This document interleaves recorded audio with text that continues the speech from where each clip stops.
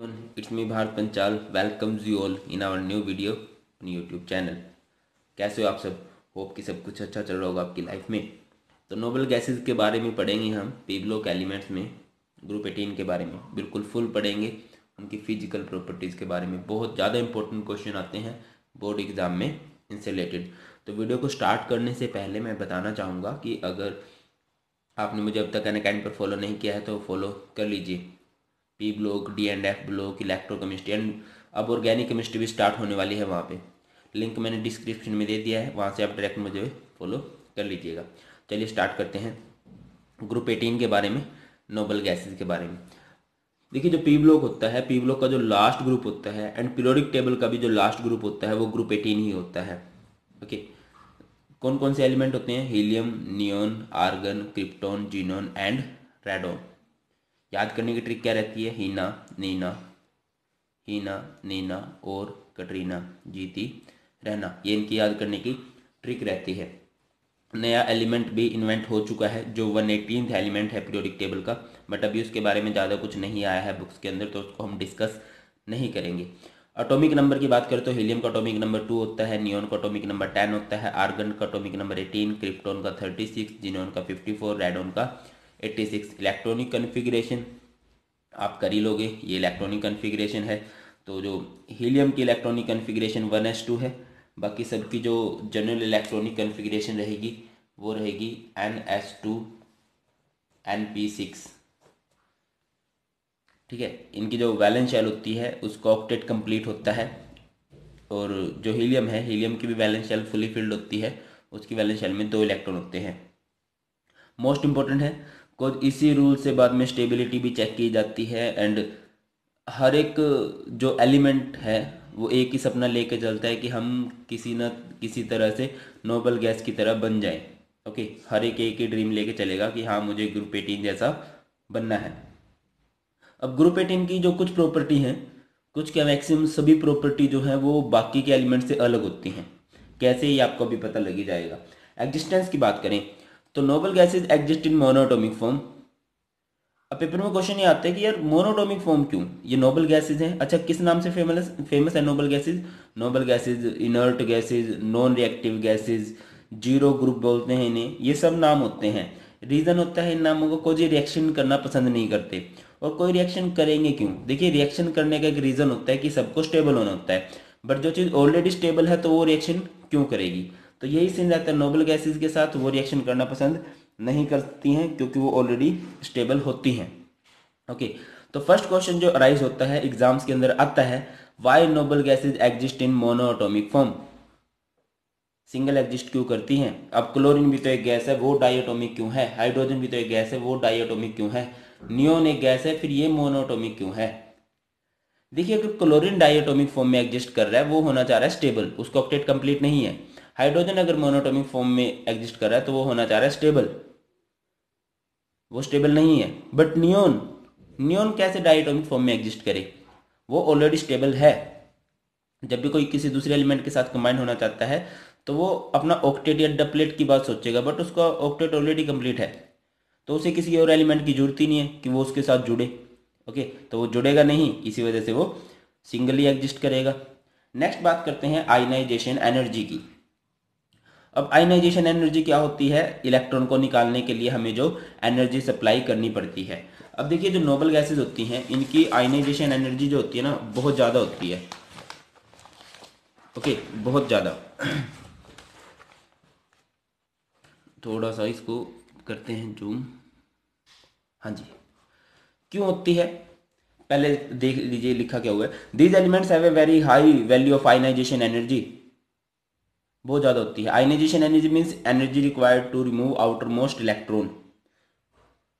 अब क्योंकि इनकी इलेक्ट्रॉनिक कॉन्फ़िगरेशन स्टेबल है, और अगर इनमें से इलेक्ट्रॉन निकल गया तो इनकी स्टेबिलिटी जो है वो ब्रेक हो जाएगी, एंड स्टेबिलिटी ब्रेक हो जाएगी तो देन मतलब फिर ये नए इलेक्ट्रॉन को ढूंढेंगे।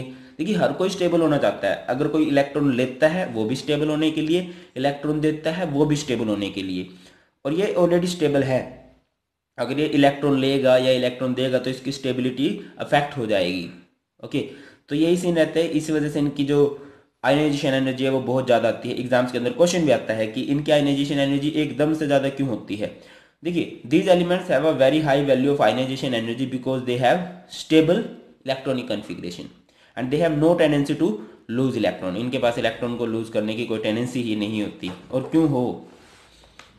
नेक्स्ट और मोस्ट इंपॉर्टेंट क्वेश्चन बनता है एटॉमिक रेडियाई से रिलेटेड। देखिए, जब हम किसी ग्रुप में लेफ्ट राइट जाते हैं तो जो साइज है वो छोटा होता चला जाता है। ठीक है, मीन्स लेफ्ट राइट जा रहे हैं तो साइज जो है वो स्मॉल होगा।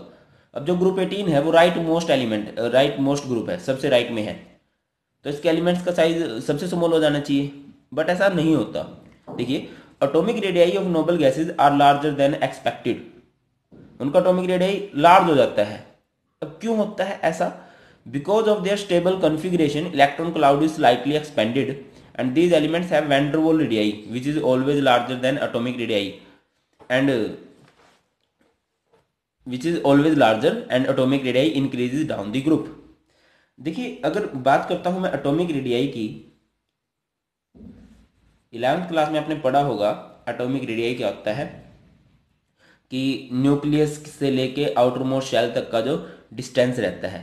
अब कई तरह के होते हैं, एक होता है कोवलेंट रेडियाई, एक होता है मेटेलिक रेडियाई और एक होता है वैन डर वाल रेडियाई। ध्यान से समझिएगा, वैन डर वाल रेडियाई। अब जो कोवलेंट रेडियाई होता है वो क्या होता है कि मान लो कि दो एटम्स हैं, वो कोवलेंट बॉन्ड से आपस में जुड़े हुए हैं। ओके, कोवलेंट बॉन्ड से आपस में जुड़े हुए हैं वो कुछ ऐसे, तो उनके न्यूक्लियस के बीच का जो डिस्टेंस है उसका हाफ करना है, उसको मैं क्या बोलूँगा, कोवलेंट रेडियाई। अब मेटेलिक रेडियाई क्या होता है कि दो एटम्स हैं मेटेलिक लैटिस के अंदर, उनके बीच का जो डिस्टेंस है उसे मैं बोलूँगा उसका हाफ, मतलब उनके न्यूक्लियस के डिस्टेंस का हाफ, उसको मैं बोलूँगा मेटेलिक रेडियाई। अब वैन डर वाल रेडियाई क्या होता है, अब दो एटम्स हैं वो आपस में बॉन्डेड नहीं है, दूर दूर है वो, उनके न्यूक्लियस के बीच का डिस्टेंस इंटरन्यूक्लियर डिस्टेंस कहलाएगा एंड उसका हाफ। अब मैं आपको पहले बता चुका हूँ कि जो नोबल गैसेज है वो मोनोटॉमिक फॉर्म में एग्जिस्ट करती हैं। क्यों एग्जिस्ट करती हैं, स्टेबल होती हैं वो ऑलरेडी।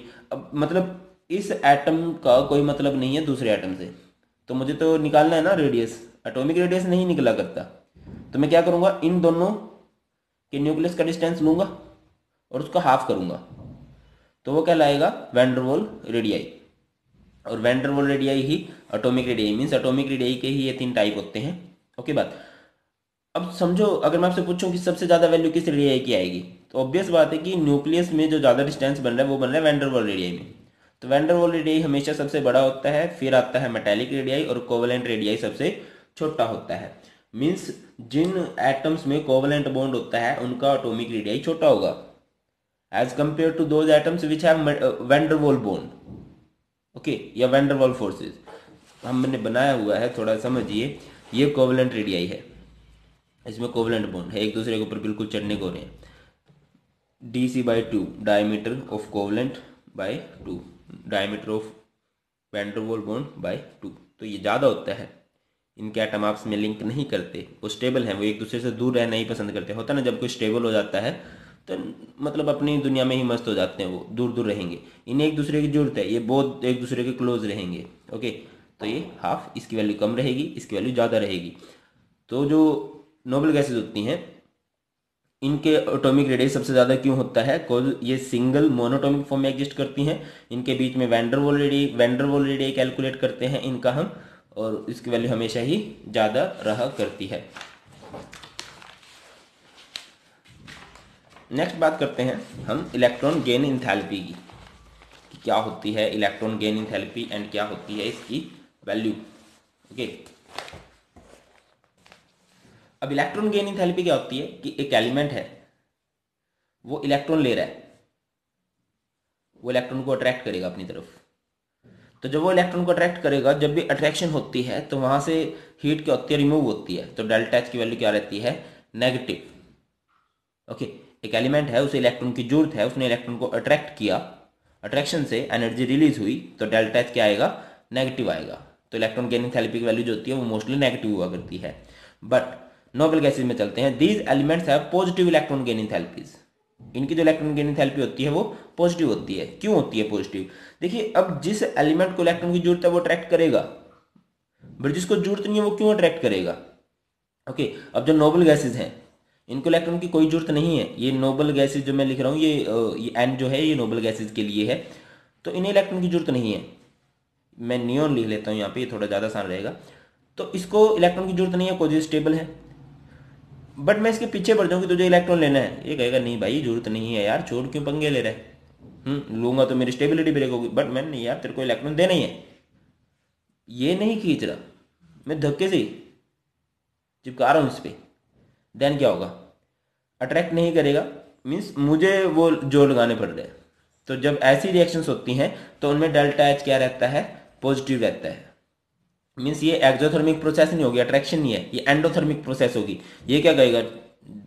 ठीक है चल दे। वैसे नियोन नहीं लेगा, मैं आपको बता दूं, जिनोन वगैरह ले सकते हैं, तो ये लेगा एंड बदले में मुझे एनर्जी भी देनी पड़ेगी। देखिए क्या लिखा हुआ है, these elements have positive electron gain enthalpy because they have stable configuration and have no tendency to gain electron. And इनकी इलेक्ट्रॉन गेन करने की कोई भी टेंडेंसी नहीं होती है। नेक्स्ट बात करते हैं इलेक्ट्रोनेगेटिविटी की। तो इलेक्ट्रोनेगेटिविटी मीन्स इनकी इलेक्ट्रॉन को अट्रैक्ट करने की पावर कितनी है? तो कोई पावर नहीं होती। पीरियोडिक टेबल में एक ही ग्रुप है जिसकी इलेक्ट्रोनेगेटिविटी 0 होती है एंड वो है हमारा नोबल गैसेज वाला। Noble gases they have 0 electronegativity, कोई नहीं होती, ना इनकी इलेक्ट्रॉन देने की टेंडेंसी होती ना इलेक्ट्रॉन लेने की टेंडेंसी होती है। ये बंदे तो न्यूट्रल बैठते हैं। नेक्स्ट बात करते हैं बॉइलिंग पॉइंट। अब बॉइलिंग पॉइंट की बात करें, बॉइलिंग पॉइंट मीन्स क्या है? मुझे इनके एटम्स को तोड़ना है, मीन्स एटम जो पास पास है उनको तोड़ना है। अब इनके एटम्स ऑलरेडी दूर दूर ही हैं, वो ऑलरेडी ही मतलब अपने में मस्त हैं, वो एक दूसरे के पास जा ही नहीं रहे, तो मुझे इनको दूर दूर करने में कोई लगेगा ही नहीं, मीन्स फोर्स लगानी नहीं पड़ेगी। These elements have lower boiling point because their atoms are held by weak van der Waals forces. Boiling point increases with atomic mass. Helium has the lowest boiling point of any non substance. क्या कह रहे हैं कि जो इन elements का atomic boiling point होता है वो कम ही होता है, क्योंकि ये weak van der Waals forces से आपस में जुड़े होते हैं और कोई अट्रैक्शन होती नहीं है इनके बीच में। एंड जैसे जैसे मैं टॉप टू बॉटम मूव करता जाऊंगा इनका मास इंक्रीज होता जाएगा, तो इनका बॉइलिंग पॉइंट भी इंक्रीज होता जाएगा। एक नॉलेज की बात यह है कि अगर नॉन एलिमेंट्स में सबसे कम बॉइलिंग पॉइंट की बात करें तो वो हीलियम का होता है। नेक्स्ट बात करते हैं कि कलर वगैरह की। तो all the noble gases are colourless, tasteless, odourless. These are sparingly soluble in water.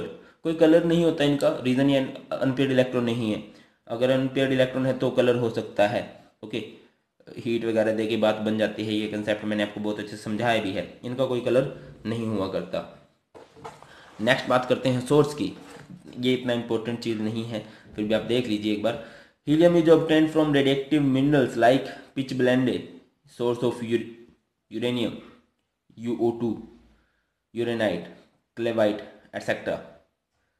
Radon is obtained from radium emission. Radon को जब आप इसकी फ्यूजन करवाते हैं रेडियम की, देन क्या होगा? वो रेडोन में एंड हीलियम में ब्रेक हो जाता है। तो हीलियम जो होता है वो मोस्टली आपको रेडिएक्टिव सब्सटेंस की फ्यूजन से मिलता है। उनको जब ब्रेक करते हैं तब हीलियम भी साथ में बन जाता है। और अगली बात करें तो neon, argon and krypton are obtained from atmosphere. ये हमें एटमॉस्फेयर से ही मिल जाते हैं। और जो आर्गन है वो सबसे ज़्यादा पाई जाने वाली नोबल गैस है। हमारे एटमॉस्फेयर में अप्रोक्स 1% है वो आर्गन हुआ करती है। ओके, और जो रिएक्शंस की बात करें तो वो सबसे ज़्यादा जो रिएक्शंस करती हैं नोबल गैसेज में, नोबल गैसेज मोस्टली रिएक्शन नहीं करती हैं। बट एक साइंटिस्ट ने ये प्रूव किया था कि हो सकता है ऐसा। उनसे रिलेटेड क्वेश्चन आता है एन बार्टलेट से रिलेटेड, वो हम अपनी नेक्स्ट वीडियो में देखेंगे कि नोबल गैसेज कैसे रिएक्शन करती हैं, नहीं करती तो क्यों नहीं करती, ये मैं बता चुका हूँ। बाकी ज़्यादा अच्छे से नेक्स्ट वीडियो में देखेंगे। Thank you so much for watching. Follow me on Unacademy, subscribe me on YouTube too. Thank you so much. Like, share, subscribe सब कुछ कर देना है। जय हिंद।